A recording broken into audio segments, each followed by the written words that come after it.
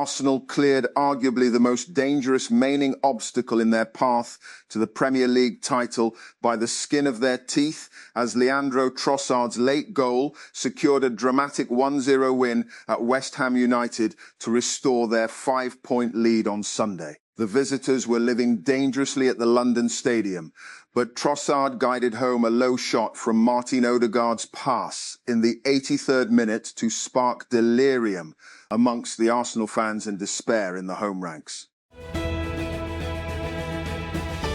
Since around 8 a.m. this morning, the little boat ferrying passengers from the MV Hondius to shore has been shuttling back and forth. The 100 or so journalists parked not far from the port of Granadilla have watched a steady and carefully coordinated ballet as the boat transports 5 passengers at a time to the port that has finally agreed to take them in. This followed 5 weeks at sea and nearly 10 days of uncertainty and fear since the Andes strain of the hantavirus was identified on board the ship. The Lebanese Health Ministry says Israeli attacks in the past 24 hours have killed 51 people, including 2 medical workers. The Israeli enemy continues to violate international laws and humanitarian norms, adding more crimes against paramedics as it directly targeted 2 points of the health authority in Kalawiya and Tibnin Bint Jbeil district in 2 raids, the ministry said. Volunteers at Al-Shifa Hospital cleared rubble and planted olive trees in the courtyard as a symbol of hope where more than 500 bodies were recovered from mass graves. Once Gaza's largest medical complex, Al-Shifa was devastated by repeated Israeli attacks and sieges during Israel's genocidal war on Gaza. And President Donald Trump has warned that the United States will target any Iranian trying to reach the country's highly enriched uranium, saying that the nuclear material is under constant surveillance by the US military. In an interview with the syndicated TV show Full Measure that aired on Sunday, Trump appeared to play down the significance of the uranium, which is believed to be buried under the rubble of nuclear facilities, remaining in Iran for now. For years, Uber talked about becoming a super app. Then Waymo started picking up passengers in San Francisco, and the conversation grew more urgent. The company has been trying to embed itself inside the AV industry as a data provider, an investor and a distribution platform, but the consumer-facing bet may be just as important. 2 weeks ago, Uber held its annual Go Get product event in New York and announced something its executives had been circling for a long time. Users in the US can now book hotels inside the Uber app through a partnership with Expedia Group, with access to more than 700,000 properties worldwide. Uber One members, the company's subscription tier at $9.99 a month, get 20% off a rotating list of 10,000 hotels and 10% back-in credits. Vacations rentals through Vrbo will follow later this year, along with restaurant reservations via OpenTable. In the meantime, a Shop For Me feature lets users order from stores that aren't even on the platform. Indian film star C. Joseph J. was sworn in as Chief Minister of Tamil Nadu State on Sunday after his new party brokered a coalition in the southern industrial hub. The swearing-in ceremony followed days of high drama in the state capital Chennai, where VJ's fledgling Tamilaga Vetri Kazhagam TVK party initially struggled to secure support from smaller parties after state elections. Indian Prime Minister Narendra Modi on Sunday urged the people to cut down on petrol and diesel consumption amid supply disruptions due to the Middle East war. India is one of the few countries in the region that has not increased the prices of petrol and diesel for domestic consumers or ration supplies. Demonstrators gathered at Clifton's Beach View Park on Sunday for the annual Aurat March in Karachi, shadowed by the arrests of women's rights activists on Tuesday and only permitted under restrictions on what can be said, brought and worn. The event attracted a crowd of a few hundred people at the venue. Despite the restrictions, many important subjects of women's rights were highlighted, including the right to bodily autonomy. The march's now signature slogan, Mera Jism, Meri Mazi, My Body, My Choice, Cass was raised loudly, proudly and frequently, freedom of movement and marital rape. And Tehran, Iran's skyrocketing inflation is jeopardizing food security among households in conflict. Hit Iran, new figures show, as diplomatic efforts to end the war launched by the United States and Israel intensify. The people must realistically understand the conditions and restrictions of the country. President Masoud Pezeshkian told a group of officials who gathered on Sunday to discuss rebuilding structures damaged or destroyed in US and Israeli attacks. Mehdi Hassan Miraz claimed 5 wickets to give Bangladesh a slender lead after Pakistan debutant Azhar Nawaz hit 103 on a rain-hit third day of the first test on Sunday. Pakistan made 306 all out in response to Bangladesh's first innings, total of 413 in Dhaka. And Al Jazeera's Al-Migdad El-Rahid reports from Tehran that Iran has sent its response to a US proposal to end the war via mediator Pakistan, according to state news agency IRNA. Tehran has been saying negotiations should focus on ending hostilities, securing guarantees against future attacks, and reopening the Strait of Hormuz.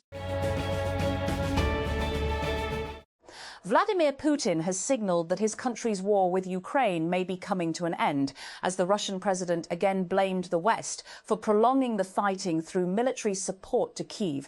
Speaking after Victory Day events in Moscow, Putin said on Sunday that he was ready to hold direct talks with his Ukrainian counterpart, Volodymyr Zelensky, in Moscow or a neutral country. At least 3 people have been killed in Russian attacks on Ukraine in the past 24 hours, despite a 3-day ceasefire announced by US President Donald Trump that came into effect on May 9. Regional authorities on Sunday reported 1 death each in Ukraine's Zaporizhia, Dnipropetrovsk and Kherson regions.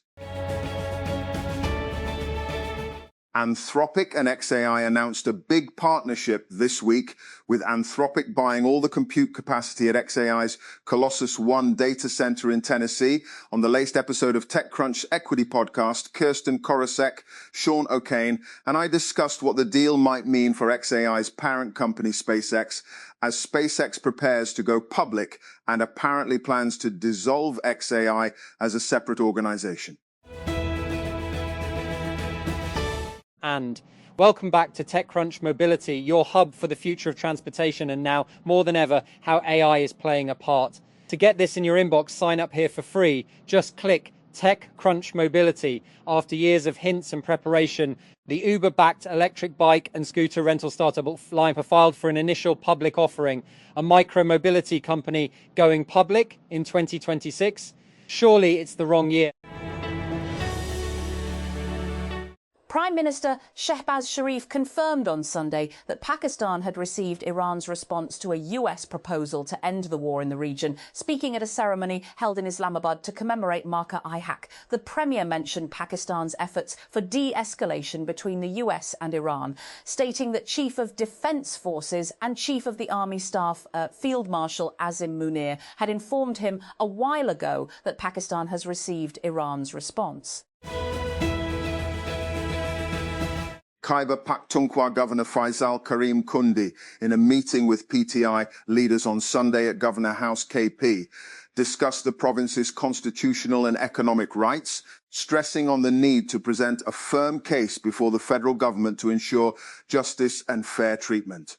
In a social media post on X, Governor Kundi said that PTI leaders, including former National Assembly Speaker Asad Kaiser, MNA Junaid Akbar and other parliamentarians, called on him for a constructive exchange on the pressing issues of KP. And Mehdi Hassan Miraz claimed 5 wickets to give Bangladesh a slender lead after Pakistan debutant Azhar Nawaz hit 103 on a rain-hit third day of the first test on Sunday. Pakistan made 386 all out in response to Bangladesh's first innings, total of 413 in Dhaka. It is often described as Africa's biggest night in film and fashion. Celebrities, filmmakers and creators arrived at the 12th edition of the Africa Magic Viewers' Choice Awards, AMVCA, in Nigeria with dramatic trains, sculptural gowns, shimmering fabrics and heavily theatrical designs that once again transformed the event from an awards show into a spectacle of style. And over cold drinks in the Florida heat, this TechCrunch reporter watched from the paddock as founders and investors, the rich and the richer, mingled in search of deals. Conversations barely paused and, except for the occasional glance at the track where drivers sealed inside multi-million-dollar machines chased the checkered flag, F1 weekend is a three-day affair, with the race as the finale. In between are kickoffs, soirees and cocktail parties, dinners and nightclub takeovers, spaces where business and pleasure blur. Events like this, where wealth concentrates, have historically been places where business deals are struck. But the popularity of the F1 paddock has grown in recent years, especially among the startup and venture crowd. Punjab Chief Minister Mariam Nawaz has inaugurated Market-e-Haq Square at Rawalpindi's Kachari Chowk, formally opening the major signal-free corridor project for the public. The well-known Kachari Chowk has officially been renamed Market-e-Haq Square. The project was built to ease traffic pressure at one of Rawalpindi's busiest junctions. Traffic police on Sunday launched a citywide crackdown against underage and unlicensed drivers, announcing strict action against violators of traffic regulations. Chief Traffic Officer, CTO, Syed Abdul Rahim Shirazi, said vehicles and motorcycles being driven by underage motorists would be impounded and shifted to police stations in addition to issuance of chalans.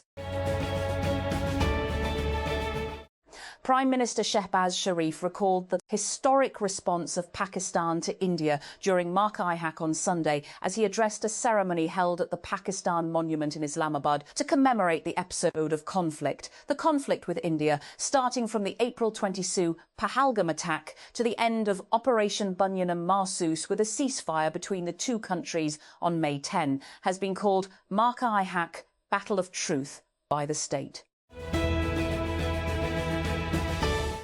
Iran has sent its response to a US proposal to end the war in the region via Pakistan, Iranian state media reported on Sunday.